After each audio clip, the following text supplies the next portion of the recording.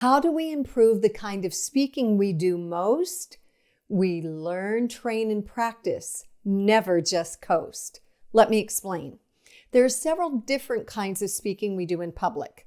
Many people pursue my assistance because they need to give a speech.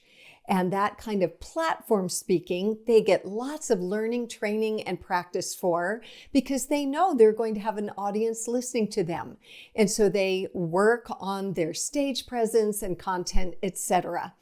But that typically is the kind of speaking we do the least in life. Another kind of speaking we do is known as interpretive speaking. And again, interpretive speakers do a lot of learning, practicing, and training. They are bringing somebody else's words to life. That's what actors and actresses do when they are interpreting the words of an author or a playwright or a screenwriter. That's what you and I do when we are reciting poetry for a competition, or we're even reading stories aloud to children. We train and practice with our voices. But the kind of speaking we do the most is known as spontaneous speaking.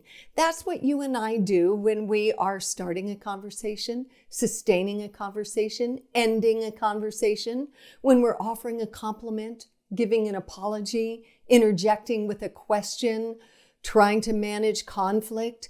And yet that is the kind of speaking we typically train for the least. So don't just coast.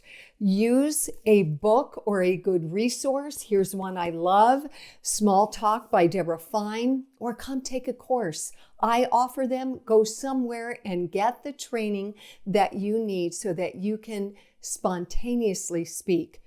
It's the kind of speaking you do the most. Don't just coast. Those are my 2 cents in these 2 minutes.